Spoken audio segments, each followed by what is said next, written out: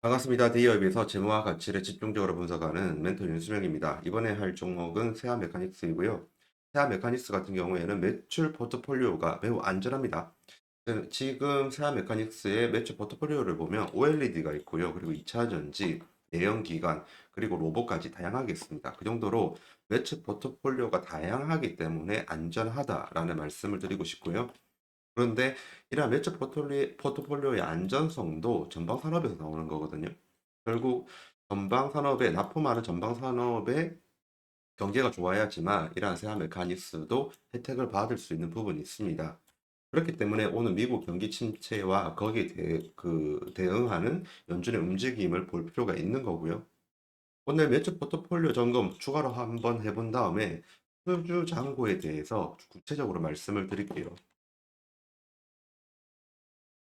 수주 잔고를 보면 지금 수주 잔고가 5,500억이나 있습니다. 그리고 내용을 보면 세아 메카닉스 같은 경우에는 수주일자, 납기, 수량 등의 상세 항목은 당사 영업에 중요한 영향을 미칠 수 있어서 수주 잔고 총액만 간략하게 기재했다고 합니다. 한마디로 납품처랑 납품 일자는 알려주지 않고 있습니다. 그래서 제가 내용을 찾아봤거든요. 지금 제목은 살짝 가려지네요. 그냥 세아 메카닉스가 5,500억 수주 잔고를 납기하기 위해서 신공장은 이제 양산을 하기 시작을 했다는 그런 내용입니다. 제목은 그렇고요. 내용을 한번 읽어보도록 하겠습니다. 알루미늄 다이캐스팅 기업 세아 메카닉스가 신공장을 통해 5,500억이 넘는 수주 계약의 납기를 위해서 본격 양산에 돌입을 했다. 이러면 9월부터 이제 다음 달부터죠. 매출에 본격 반영될 전망이다. 지금 5,500억이나 되는 수주를 대응하기 위해서 그 이전에 공장을 개설을 했고요. 개설된 공장이 이제 9월부터 양산을 하면서 매출로 잡힌다는 말입니다. 그렇게 된다고 하면 기존의 세아 메카닉스의 매출액이 대략 860억 되거든요. 2023년도 말로 보면. 그렇게 된다고 하면 올해부터 굉장히 큰 매출액이 잡힐 확률이 높아진다. 이렇게 보면 됩니다.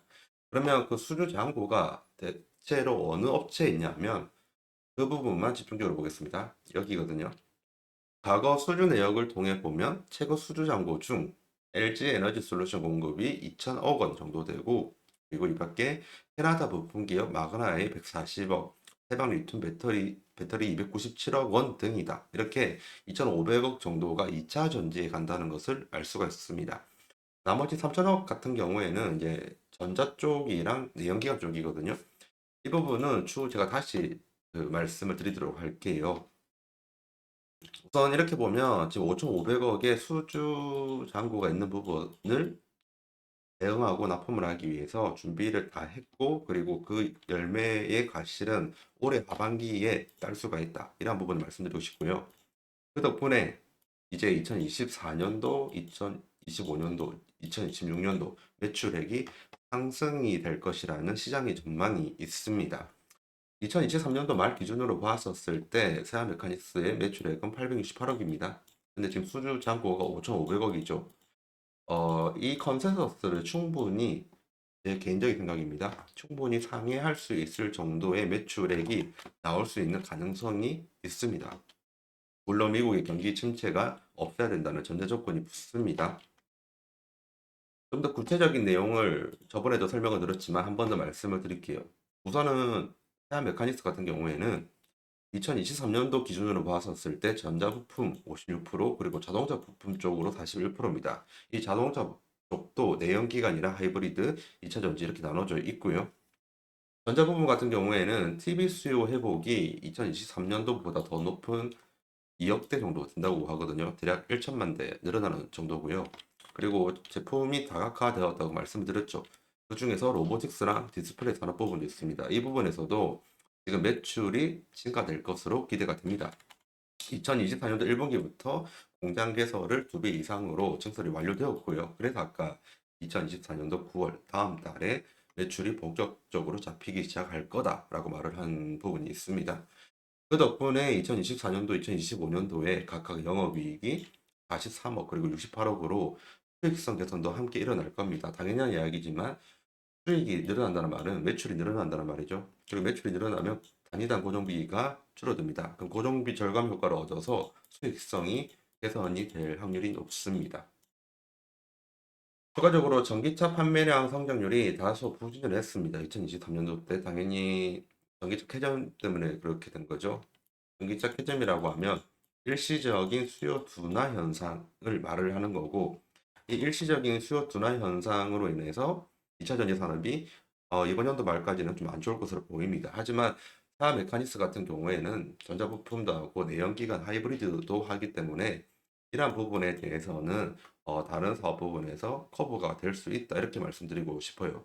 그렇기 때문에 매출 포트폴리오가 안전한 회사다라고 말씀을 드린 거고요. 그러면 전반적으로 매출 포트폴리오가 이렇게 다각화가 됐잖아요. 다각화가 된 게 왜 안전한 건지, 그거는 산업분별 이제 성장 추이를 보고 말씀을 드릴게요. 디스플레이 시장 규모는 2024년도부터 꾸준히 올라갈 전망입니다. 근데 이 전망치를 보면 디스플레이 자체는 성장성이 그리 크진 않아요. 하지만 미세하지만 작은 성장이지만 성장할 확률이 높고요. 그 중에서 투명 OLED 쪽이 좀 성장할 확률이 높습니다. 그리고 이 투명 OLED 쪽으로 지금 세아 메카닉스의 부품이 들어가는 부분이 있고요. 그래서 LG전자랑 굉장히 긴밀한 관계를 가지고 있는 상태입니다.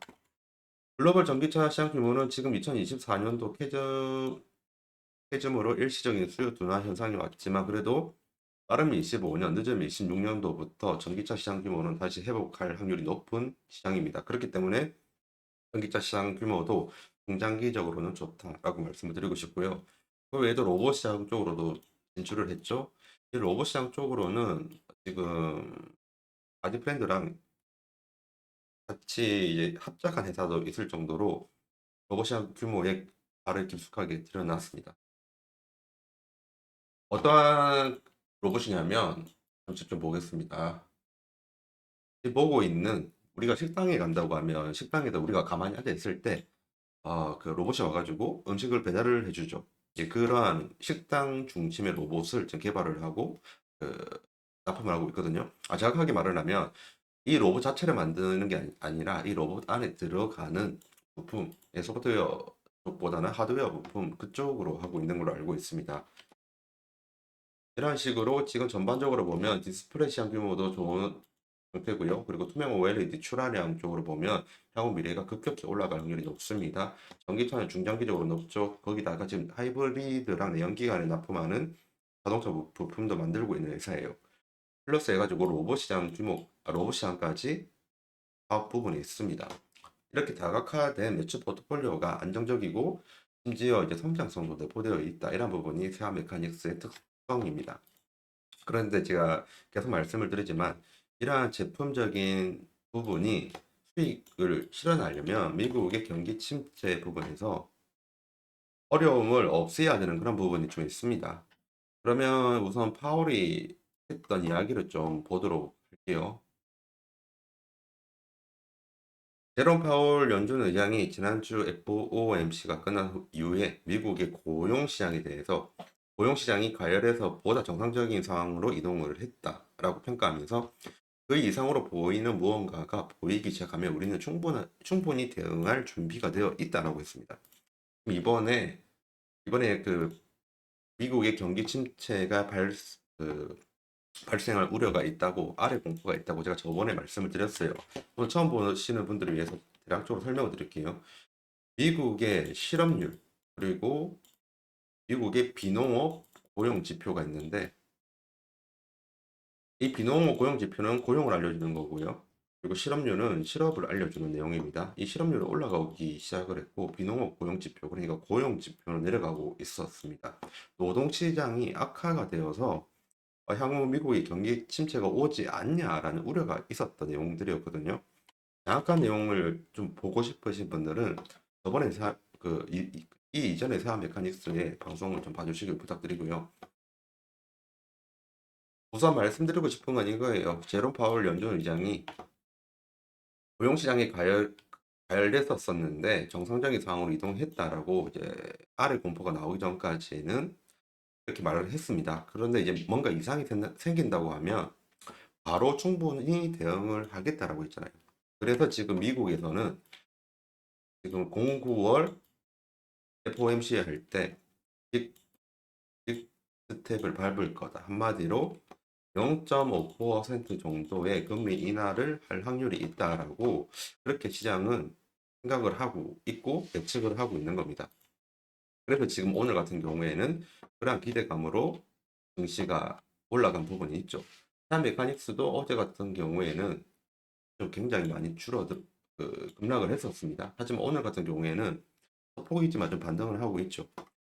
지금 미국 FOMC에서 경제 침체에 대한 우려 부분을 대응하기 위해서 뭔가 움직임을 보일 것으로 예측이 된다. 이러한 부분이 지금 시장에 반영이 된 부분이 있고요. 그 결과 오늘 외국인의 수요가 들어온 상태입니다.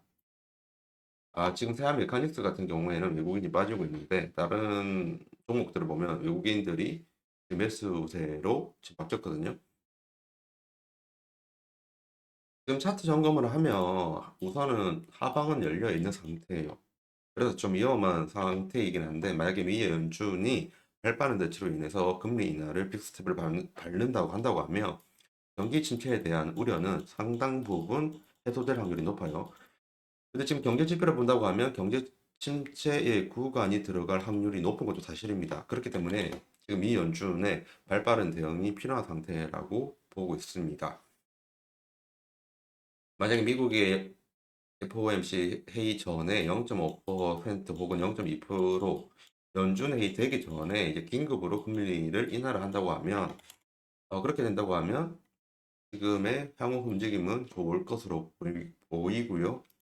만약에 예전처럼 인플레이션이 일시적일 거다라고 해놓고 금리 인상을 뒤늦게 한 경우가 있습니다. 파월 같은 경우에. 그때처럼 금리 인하가 늦게 대응을 한다고 하면 경기 침체가 생각보다 빨리 올 수도 있는 부분도 있습니다. 그래서 지속적으로 경제 지표라든지 아니면 미 연준의 움직임을 모니터링을 할 필요가 있습니다. 제가 계속 모니터링 하면서 알려드리도록 하겠습니다. 지금까지 대기업에서 2차 전지와, 죄송합니다.